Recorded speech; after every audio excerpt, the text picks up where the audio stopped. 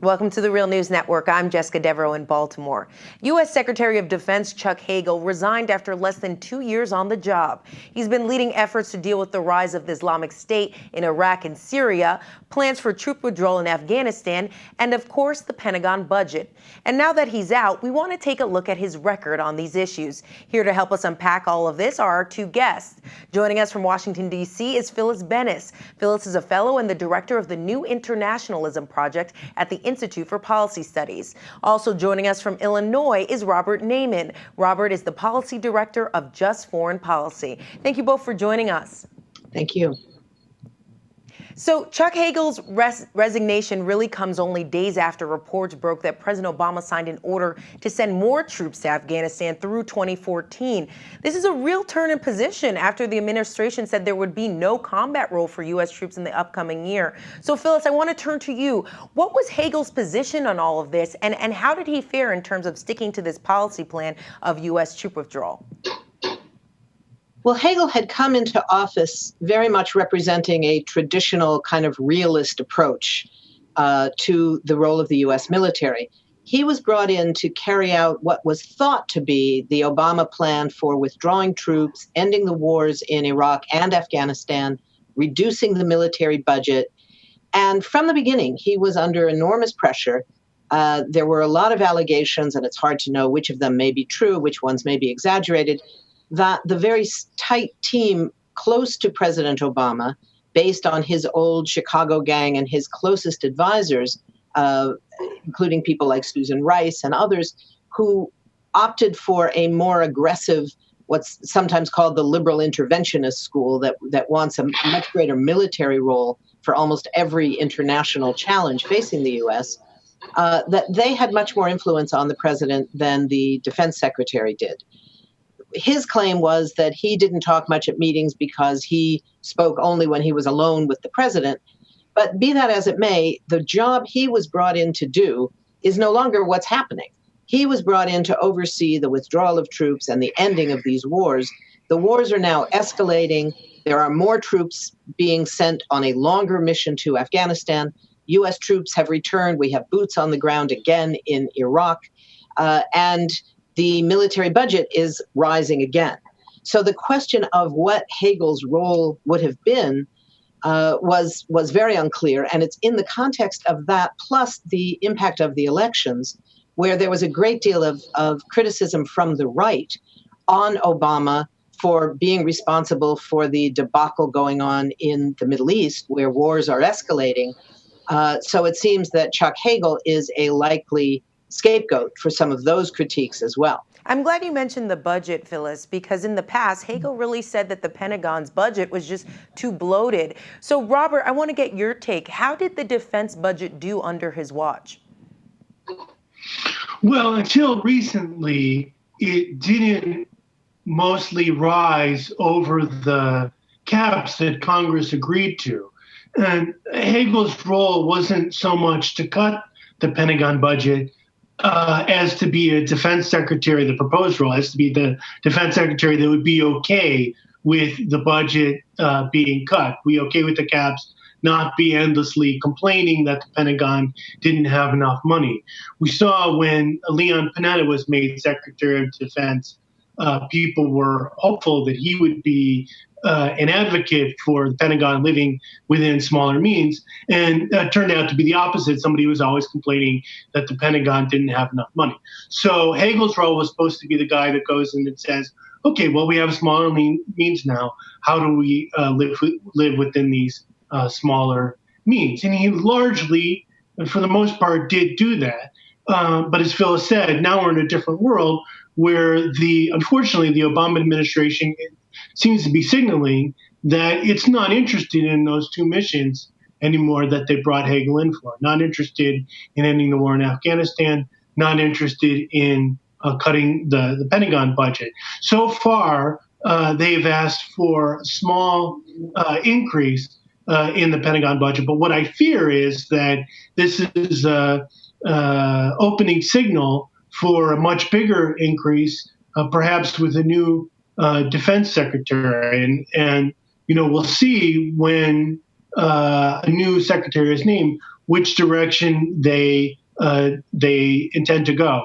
We're seeing speculation about Michelle Flournoy, who is considered the candidate of the Democratic hawks, of the Democratic neocons. I fear that if she is the candidate, that is a signal that that's the direction that the administration intends to move. Yeah, and you mentioned how the budget has grown and there have been sort of calls for more funding when it comes to fighting the Islamic State, and that has been a way for them to get more funding back into the military. So, Phyllis, I want to get a sense of Hagel's position on the Islamic State, and how would you sort of judge or grade him in terms of how he handled the situation as the leader of the Pentagon? Well, I think that what's important to recognize here is that he has not been the one speaking out on this very much. From the Pentagon, the lead voice has been the chairman of the Joint Chiefs of Staff, General Martin Dempsey, the top military guy rather than the top civilian guy at the Pentagon, who would be Hagel. Hagel has essentially ceded the leadership of the Pentagon in the last 6 months or so to Dempsey, who has been urging a much more aggressive military posture. Both in Afghanistan, there's been this idea that the military wants to finish their job in Afghanistan, and they don't like the idea that they're being withdrawn before finishing the job, whatever the job might be.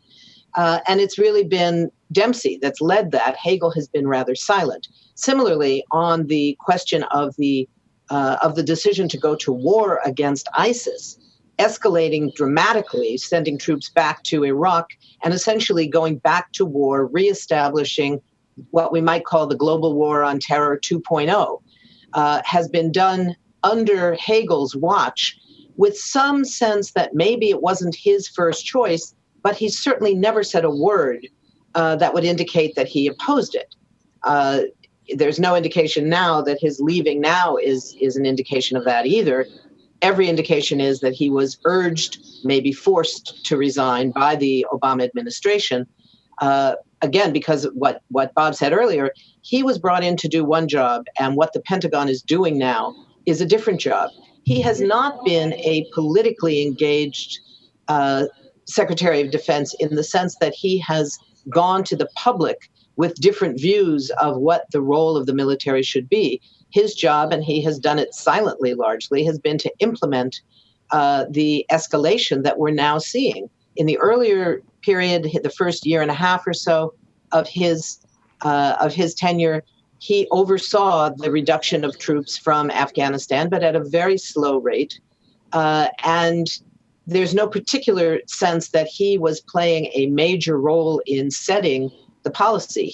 His role was more of implementing policy that was established by the White House. It seems to me, Phyllis, and I'll get you to weigh in on this too, Robert, is that there was sort of a lot of hope leading into Hagel being confirmed as Secretary of Defense, particularly on the left, because before being nominated for the post, Hagel was a Republican senator for the state of Nebraska, and he served in the Vietnam War and was the first enlisted combat veteran to serve as the defense secretary. He really came out although he voted in favor for the Iraq War, he was actually very critical of the Iraq War, even spoke of AIPAC and the Israeli lobby's influence in Washington and how they intimidate senators. And he came out saying that he was not an Israeli senator, but a United States senator. All these things that got people kind of excited that there might be a change of course in the Pentagon.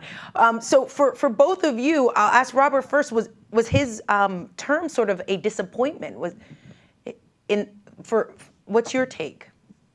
Yes, definitely it's a disappointment. And the fact that he's leaving a disappointment, and the things that we've been talking about, the big disappointment is that the missions that he was supposed to implement are being abandoned. That's the big disappointment. The fact that we're not apparently ending combat in Afghanistan, that we're renewing combat in Iraq, and it seems likely that this means that the Pentagon budget will now increase.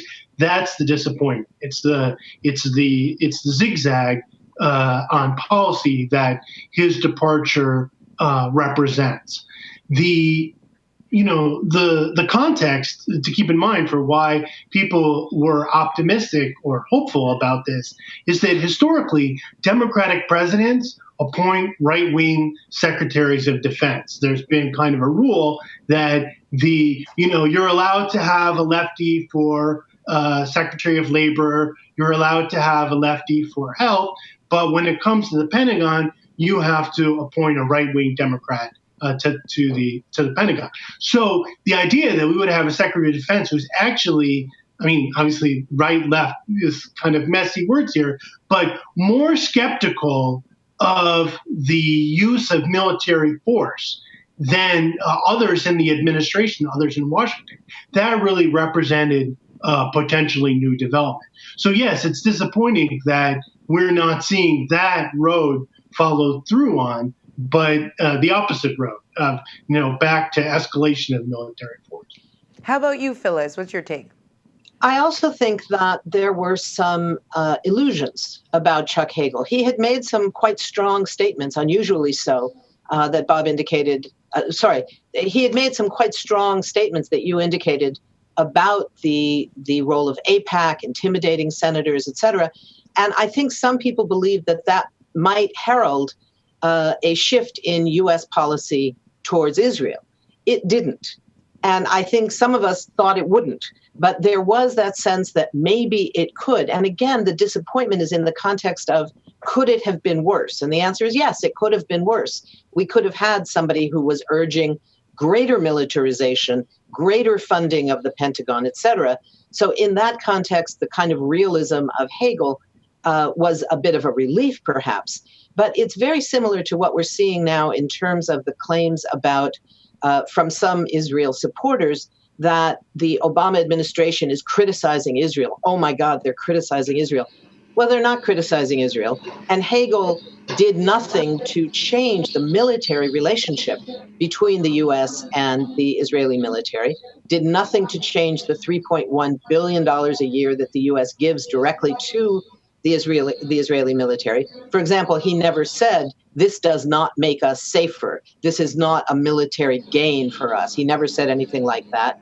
He never changed the tight collaboration that continues to go on between the Pentagon and the IDF, the Israeli military. So I think given that reality, nothing that he said may have been a little bit insulting to the Israelis or whatever. I think they were fine with it as long as the actual policy remained. And that's what we saw with Hagel. All right, Phyllis Bennis and Robert Naiman, thank you both for joining us. Thank you. And thank you for joining us on the Real News Network.